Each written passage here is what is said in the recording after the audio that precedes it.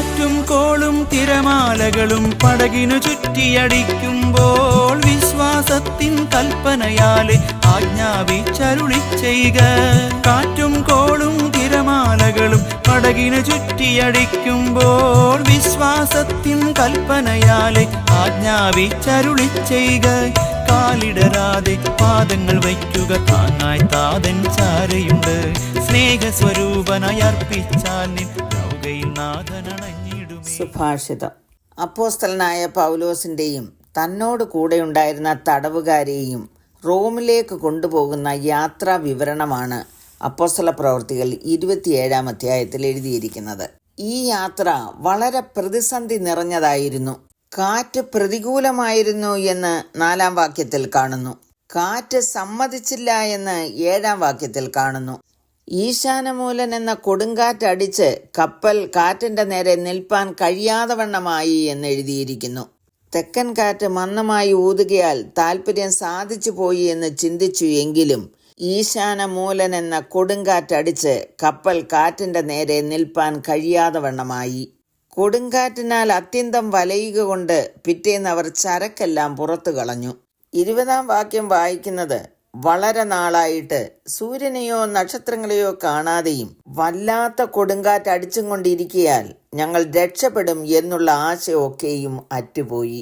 When neither sun nor stars appeared for many days and the storm continued raging, we finally gave up all hope of being saved. നമ്മുടെ ജീവിതയാത്രയിലും ഇങ്ങനെയുള്ള കാറ്റുകൾ പലപ്പോഴും അടിക്കാറുണ്ട്. പ്രതികൂലമായ കാറ്റുകൾ എല്ലാവരുടെയും അടുക്കൽ വരുന്നതാണ്. ഒരിക്കലും ചിന്തിക്കാതെ ഇരിക്കുമ്പോൾ അവ പെട്ടെന്ന് അപ്രത്യക്ഷിതമായി വരുന്നു. വ്യത്യസ്തവും പലപ്പോഴും നാം സംശയിക്കാത്ത ദിശകളിൽ നിന്നുമായിരിക്കും വരുന്നത്. ഈ കാറ്റുകൾ പലപ്പോഴും നമ്മെ മുൻപോട്ട് വിടുവാൻ സമ്മതിക്കാതെ നിൽക്കും. നമ്മുടെ മികച്ച ഉദ്ദേശ്യങ്ങളെ നിരാശപ്പെടുത്തുകയും തടസ്സപ്പെടുത്തുകയും ചെയ്യുന്ന കാറ്റുകളാണിവ. അങ്ങനെ വരുമ്പോൾ ഈ കാറ്റുകൾ നമ്മുടെ പുരോഗതിയെ മന്ദഗതിയിലാക്കുകയും നമ്മുടെ സ്വപ്നങ്ങൾ യാഥാർത്ഥ്യമാകുന്നതിന് തടസ്സം നിൽക്കുകയും ചെയ്യും. തെക്കൻ കാറ്റ് മന്ദമായി ഊതുകയാൽ താല്പര്യം സാധിച്ചു പോയി എന്ന് തോന്നിപ്പോകും. അത് എപ്പോഴും അങ്ങനെ തന്നെ ആശ്വാസകരമായി ശാന്തമായി വീശണമെന്ന് നാം ആഗ്രഹിക്കും. അതും ഒരുപക്ഷെ നിലനിന്നു എന്ന് വരികയില്ല. നമ്മെ ഉലയ്ക്കുന്ന, കുലുക്കുന്ന, ഭയപ്പെടുത്തുന്ന ഈശാനമൂലൻ വന്നെന്നിരിക്കും. സൂര്യനെയും ചന്ദ്രനെയും കാണാതാക്കുന്ന വല്ലാത്ത കൊടുങ്കാറ്റ്. രക്ഷപ്പെടുമോ എന്നുള്ള ആശയും മറ്റുപോകുന്ന അവസരം. അതൊരു പക്ഷേ രോഗമായിരിക്കാം, കുടുംബ പ്രശ്നങ്ങളായിരിക്കാം, സാമ്പത്തിക ബുദ്ധിമുട്ടുകളായിരിക്കാം, ശത്രുവിന്റെ ഭീഷണിയോ മറ്റെന്തെങ്കിലും ആകട്ടെ.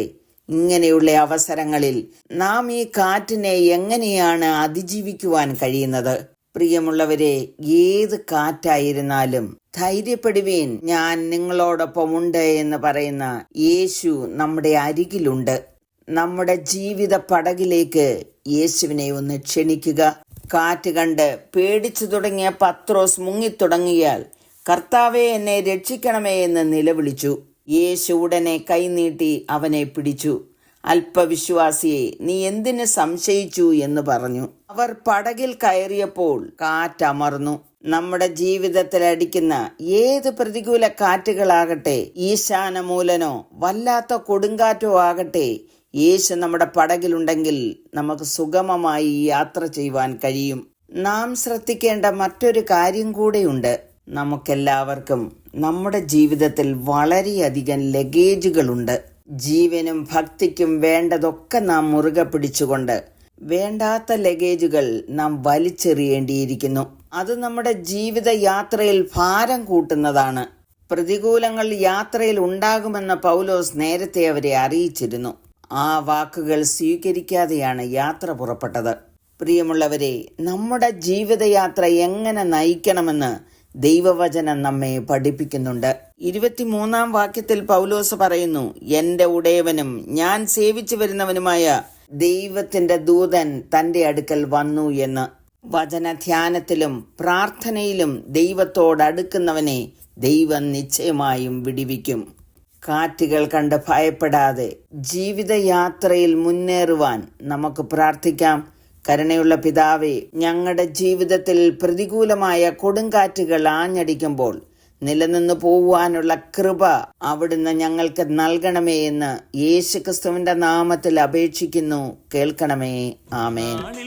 രക്ഷകനാമേശുനാഥനണഞ്ഞല്ലോ, അന്നാളിൽ അനുഗ്രഹമായ ആശിഷമാരി പൊഴിഞ്ഞല്ലോ. ഒരു നാളിൽ രക്ഷകനാമേശുനാഥനണഞ്ഞല്ലോ, അന്നാളിൽ അനുഗ്രഹമായ ആശിഷമാരി പൊഴിഞ്ഞല്ലോ. ജീവിതമാം സാഗരത്തിൻ ഓളങ്ങളിൽ തീരം തേടിയലഞ്ഞിടുമ്പോൾ നീ എന്നരികിൽ ഓടിയെത്തി പിന്നാലെ വരുവാൻ അരുളി ചെയ്തു.